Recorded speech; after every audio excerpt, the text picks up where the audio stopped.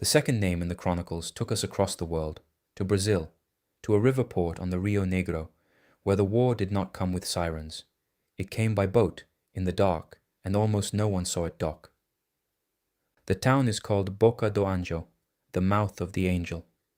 It sits where a black tributary joins the great river, 400 kilometers from the nearest city, at the end of a road that floods half the year. We found Captain Elias Furtado at midnight on the dock, mending a net he no longer uses. He is nearly 80. He ran cargo barges on this river for 30 years, and he would only talk here, where the river could hear him. Before the war, he carried whatever the river towns needed: diesel, salt, cement, the occasional coffin. He knew every sandbar and current for 400 kilometers, in the dark, by the sound of the water against the hull. That knowledge, he said, is the only reason he is alive. It arrived on a passenger liner, the Esperança, a tourist boat up from the coast. She came in at 3 a.m, off her schedule, with every light extinguished and tied up at the public dock, and no one came down the gangway to sign the book. The harbormaster went aboard to see why. An old friend of Elias, a careful man. From his barge across the water, Elias watched the lantern climb the gangway. He watched it cross the deck. And then he watched it go out, not set down, not carried below. Out, all at once, the way a flame goes out when the hand holding it stops. He waited on his barge for that lantern to light again. He is, in a sense, he said, still waiting. By first light the town was burning. Nobody declared an outbreak. The town simply understood, the way a river understands rain, that something had come ashore in the night. Some ran for the road, which floods. Some ran for the church, which became a trap, and some ran for the boats. He had a barge, a diesel engine that always started, and 400 kilometers of black water between the town and his mother's village upstream, too narrow and too fast for anything big to have climbed it. He turned the barge around and went back for people. He tells it plainly. The first trips, he charged. Gold, mostly. Wedding rings, because that is what people had on them when they ran. By the third trip, he knew the diesel story was a lie, and by the fourth, he had stopped charging. But he kept the tin on his shelf, the whole war, like a witness. What changed him was the fisherman. On the third morning, he watched a family straining at a catch far too heavy, and watched what came up out of the black water still moving. The river below the town, he said, was full of them, walking the bottom, tangling in every net set in the shallows. That was the day the river learned the rule. The dead do not float. They sink, and they walk the bottom, and they climb any chain or rope you leave down for them. After that morning, no one anchored in the shallows, and no one put a hand into the water after dark. He taught every boatman he met the shape of the river. Stay in the deep channel, where the bottom is too far down to matter. Fear the shallows. Fear the still coves where they gather, drawn to the sound of an engine, standing under the water with their faces turned up. And he made a rule for who came aboard. Show me your arms, show me your shoulders. In that heat, a bite is hard to hide, and a bite is the only thing that matters. Skin was the ticket. And that rule cost him more than any storm ever did, because one night his own brother came down to the dock. In the heat of the Amazon, at night, his brother was wearing 2 shirts.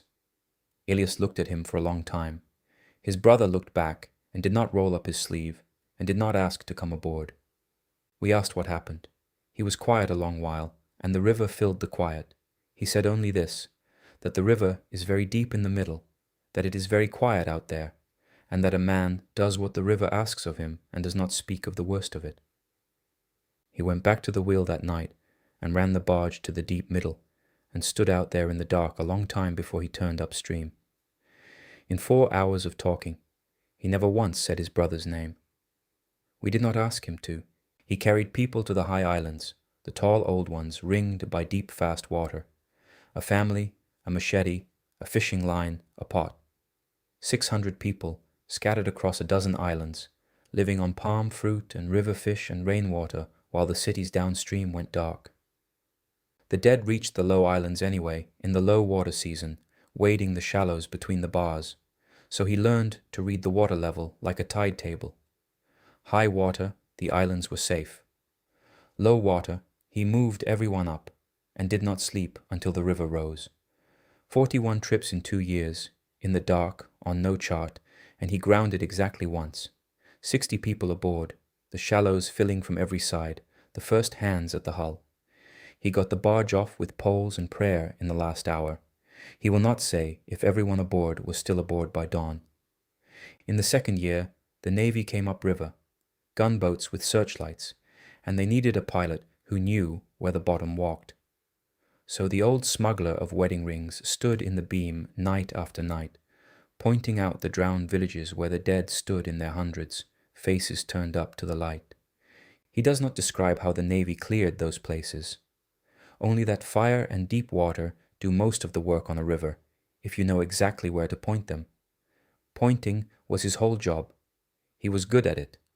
He is not sure it should have been possible to be good at it. The city downstream, Manaus, held for a long time and then did not. He watched it burn from 20 kilometers out, the whole southern sky red for 3 nights, and the birds off the islands would not settle, as if the birds understood the size of it better than the men did. What he remembers is not the fire. It is that the river carried the ash upstream to him, against the current, for days. A city comes to find you when it burns. There is nowhere far enough up any river to be spared the ash of it. And then the searchlights found fewer coves to fear, and one season the Navy stopped coming. That was how he knew the war was ending, not a broadcast. The river grew quiet again, cove by cove, the way it had grown loud 2 years before. He went back to bring his 600 home. Some did not want to come. They had made a life out there, and he let them stay. There are still people on those islands who never came back, and who are not wrong, and whom he visits, and who feed him fish. When the town stood again, he opened the coffee tin for the first time, and began the work he had put off for 2 years. He found the families of every ring. It took him another year. He gave every ring back that had a hand left to give it to. The giving back was harder than any night on the river. On the river, you are afraid, and fear is simple. In a doorway, handing an old woman the ring, you took the night her town burned.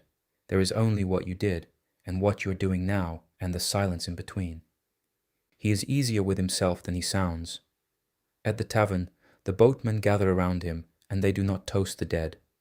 They toast the river, and the deep middle, and the diesel engine that always starts. Those are the things still here to be thanked. We asked whether he thinks of himself as a hero. He laughed, the way the doctor laughed, though the two will never meet. I was a boatman. The river did the saving. I only knew where the deep water was. That is not heroism. That is knowing your river. The barge is a schoolboat now. He runs the island children across in the morning and back in the afternoon. Over the same water he ran the frightened and the dying across in the dark. It is the same river. Only the freight has changed. The one rule he keeps, even now, even in daylight. No hands in the water. Every boatman on that river will pull a child's hand back from the rail without thinking. Some rules you keep for 100 years after the reason for them is dead. Those are the ones that kept anyone alive. There is a shrine in the church, made of river stones, with the nameplate of the Esperança on it. Not to honor the ship, but to remember how the war came. It came kindly, on a boat, off its schedule. Watch, the shrine says, for the kindness that comes with its lights out. His friend, the harbormaster, is on the stone. Elias carved the name himself, badly, because he would not let a mason carve the name of the man who went up the gangway so that he would not have to. Some names you cut yourself crookedly with your own bad hand. And there is a second name on that stone, lower down, that Elias will not speak, but did carve, one night, alone, when the church was dark. Both things are true at once, to carry a name you cannot say, and to run the children across the deep water every morning anyway. It was very late when he set down the net he never uses, and we understood he was not mending it to use it. A boatman's hands need something to do while his mouth tells a hard story. The net was for us, so he could look at his hands while he told it. The rule from India reached even here, on a fishing radio, translated a dozen times. If you can fight, fight. If you cannot fight, climb. If you cannot climb, float. Float, he said. That was the line built for this place, deep water, the oldest road and the oldest wall there is. We talked until the dark thinned. The children began to arrive for the school boat, and Elias stood up, and he was suddenly just an old boatman with a boat full of children to run across before the bell. The river does not wait for the end of anyone's testimony.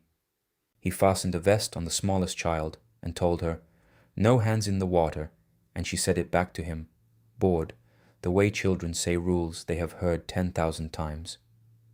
"That," he said, "is the whole of it. The rule will outlive you and the war both." We asked what he would want the world to keep. "Remember which water is deep," he said. "That is all. Keep the children out of the shallows and steer for the deep middle, and let the oldest road in the world carry you through. This has been the Wanderer's Chronicles. If you can fight, fight."